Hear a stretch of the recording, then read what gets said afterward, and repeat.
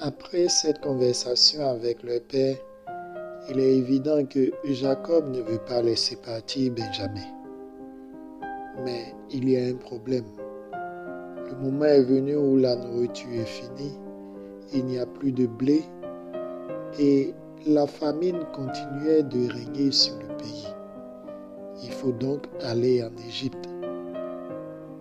Jacob ordonna donc à ses fils d'aller en Égypte pour acheter de quoi manger. Mais Judas s'y oppose à cause de ce que l'homme du pays leur avait dit.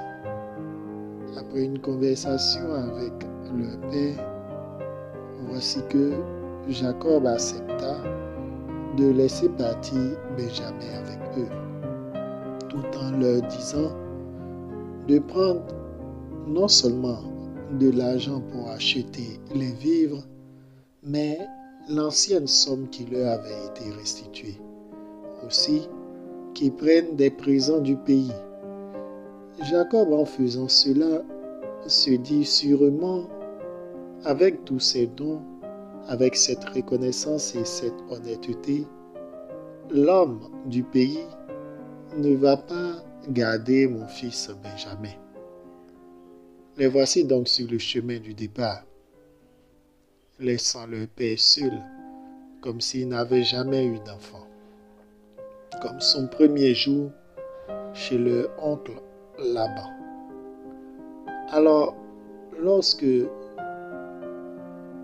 les fils de Jacob arrivent devant leur frère Joseph, il est heureux, il constate que Benjamin est avec eux, mais seulement, il ne se présente pas tout de suite.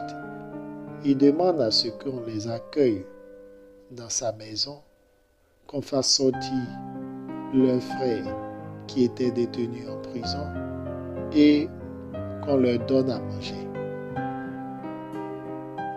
Une fois qu'ils sont accueillis chez Joseph, ils ont peur.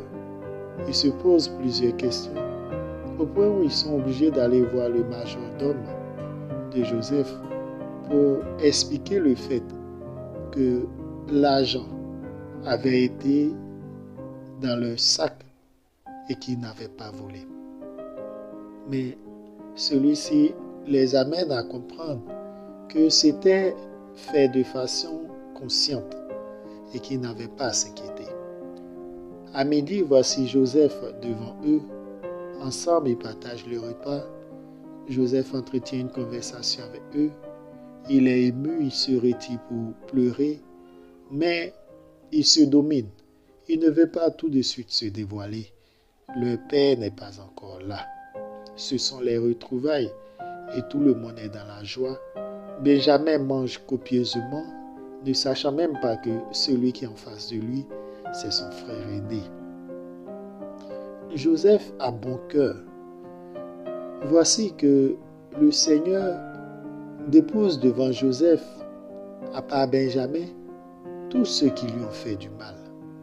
Joseph a la possibilité, avec tous les Égyptiens qui l'écoutent, de se venger, de réprimander ses frères.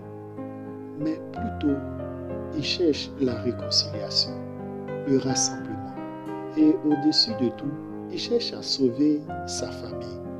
Car il sait que d'après le songe que le Seigneur a révélé à Pharaon, il y a la famine dans le pays.